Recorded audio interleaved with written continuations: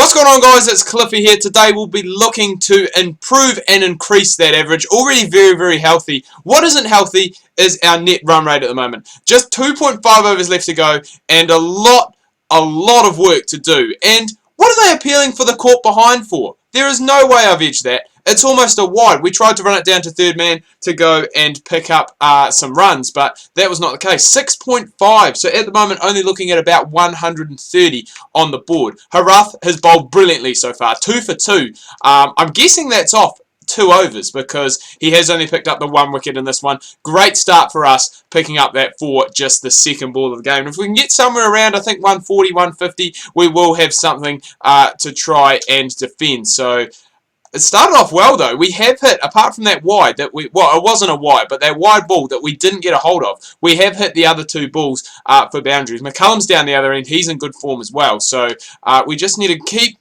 going and rotating the strike, not doing silly stuff like that. The amount of times I almost get myself out LBW is absolutely crazy. But now that we've gone, the introduction done and dusted, we can move on to the results that have happened, including this team here. This team here has played recently. We'll nudge that one down the ground and actually come back for 2. So good running there. These guys played recently. I think they played overnight here in New Zealand. The game, however, was washed out. I think Sri Lanka scored 200. I think it's about 270 odd they scored batting first. I'm not sure who got those runs, who got it started.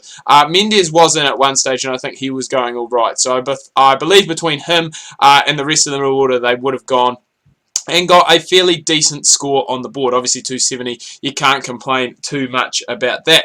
However, the game was washed out. I think England only managed to bat for, I think it was about 4 overs that they got, and they were about 17 for 1 or 17 for 2, something like that, before rain did go and disturb it, finished it off. Another 4 for us there, and this all of a sudden, I mean, as I said, if we can get up around that 140, 150 with an over and a half left to go, we are going to be putting ourselves in a fairly decent position. And if you're going to continue to put it out there, Oranga, we are going to go and continue to run you fine down towards third man and continue to pick up runs. So, you know, 140 is definitely on. 7 runs needed off the last 9 balls of the game.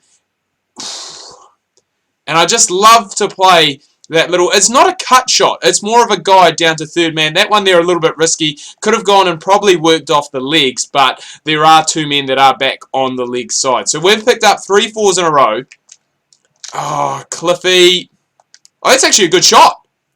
We'll take that. That is actually a good shot. I thought I was only going to get 1 for that, but we do scamper back for the second. So a very good over so far. 15 off it with 1 ball left to go. And all of a sudden, that 140 is definitely in reaching distance. We are there at the moment. Still 1 over left to go. So it'll be interesting to see what happens there. Flicked away. And as I said, there is a man there, but we have timed that extremely well. And we are actually going to come back for a third because of not a fumble in the deep, but a good effort to save 1 run. So that's done and dusted. 142 for 5 now on the board. And we are putting on a very, very good performance here so far. I'm just seeing where we want to go. Same thing. We can flick away off the legs, or depending on, depending on how wide it is, we can go and try and play it through third man. But 150 is definitely looking on here, folks. 144 already. And I'm just trying to think. We can go down to third man, but we do really need a lot of width. That ball there is perfect. That's a perfect ball that we needed, and it has just scurried away to the boundary. I'm trying to think if the 100 possibly is still on here for us. We would need 17, so we'd need a 6 or a no ball. We need a no ball for us to go and pick up 50. But either way, we have gone and done our bit. McCullum hasn't really done as much. He has been starved of the strike, though, I will say. Oh, that's not enough. It's only going to be 1, so we'll miss out on the 50. We do move on to 38 off just 14 deliveries, though, which is a very solid effort, and we will be looking to back it up with the ball as well, I would say, unless we get to face the final delivery, which no, we haven't. McCullum, I believe, has finished things off. And we finish up with 155, so you can't complain with that too much. It's still a decent score. We can go and put something on the board. I don't know if I mentioned this already, but this is Game 5. We're currently up 3-1 in the series, so we're looking to go and just put that finishing stamp on things just to really Oh man, what a start. What a start from McCullum and Williamson picking up those wickets, just to really stamp our authority on the game. As we can see, Sri Lanka were in a better position at this time, but they have lost a few more wickets. So it'll be interesting to see what happens in these last couple of overs. Anyway, enough about that. Let's talk about a game that has actually just finished at the time I am recording this video on Monday afternoon. And that is the Tri-Series final between Australia and the West Indies. Australia, I am going to talk about them in just a second. They did bat first, started off well, and then their middle order crumbled away a little bit. Matthew Wade came in, and Matthew Wade is a guy on the channel that I do slag off quite a lot when it comes to his batting. But his batting really was the saving grace in this game. He got, I think it was an unbeaten 50 towards the end, which really went and ramped up their score. 270 was what Australia scored in the end, thanks to that 50 from Matthew Wade. And in the end, it was definitely enough. Mitchell Marsh had a little cameo. I think he scored 32, batting at number 5 again, and there's a lot of talk going around that he will be batting at 4, well, 5, possibly 4 in all formats. Now, that is according to interim coach Justin Langer. Maybe when Darren Lehmann comes back, it could be a little bit of a different story. It is hard to tell, but we will just have to play that by ear. But he obviously got that start. He got runs. I think he finished with 32. Personally was my man in the match, and I'll get to that in just a second. West Indies were heading along quite nicely. Mitchell Marsh came in, I think, as the second change bowler. Kuntanaya was the first change. Came in and took 3 wickets in the space of 3 overs. And there were 3 big wickets as well. I think he got Samuels, Bravo, and I think Johnston Charles, who was moving along quite nicely towards...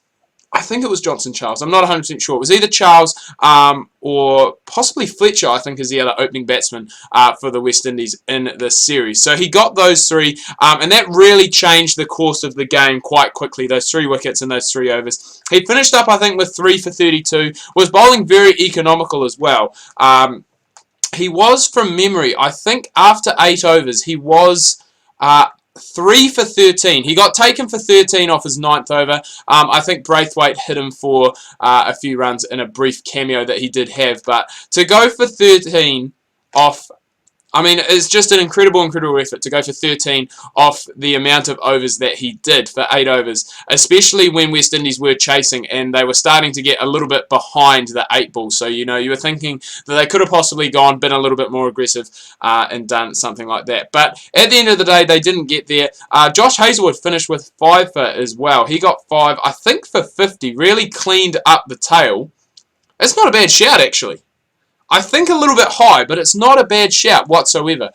Finished up with 5 foot, wrapped up the tail. I think he got the key wicket of Braithwaite as well, who we do know how dangerous he can be. We've seen him in the IPL. We saw him in the World T20 as well. So he's definitely a guy who is dangerous, who can change the course of the game. He wasn't able to do that here today. He wasn't able to see West Indies up over the line. And Australia did manage to get up. They won the Tri-Series. And there was a lot of talk, I guess, around this Australian side heading into this Tri-Series that, you know, they were, I wouldn't say they were expected to win, but I think expectations were there that they were going to perform. And I think, you know, they were a little bit shaky in certain parts of the tournament, but I think all in all they'll be pretty happy with the way the tournament went. I think the big success story would be Mitchell Marsh, who is really developing into a very solid all-rounder, really filling that void that Shane Watson had left since his international retirement. Mitchell Marsh kind of did come in and had taken over Watson before he had retired from all forms of the game, but, you know, such a crucial integral part of that Australian side Shane Watson was for many years with both his batting and his bowling. Really did contribute both ways, and Mitchell Marsh is really starting to fill that void now, especially if he is going to go and start batting up higher in the order as well. Personally, I think it's a good move. I think, you know, it does make it quite tough. I think 5 probably is where he is going to bat. If you think of David Warner coming back into the side, he probably is going to open, which is going to, you know, bump everyone down a section. I think Finch is still going to open with Warner. I think Khawaja will come in at 3. Steve Smith will slide down to 4. And then, it's a chance. That was a half chance. Oh, run out. Oh, I was going to say, I was trying to move out of the way to get the direct hit. But yeah, I think Khawaja will slide down to 3. Smith to 4. And then I think possibly Mitchell Marsh at 5. I think if you can get him in there, it really does start to utilise you know, you can definitely play with a lot of options and move a lot of things around if you do have Mitchell Marsh at 5. You can potentially play, you know, an all-rounder, which they have done, Glenn Maxwell. I think Maxwell is quite suited to batting down at number 6.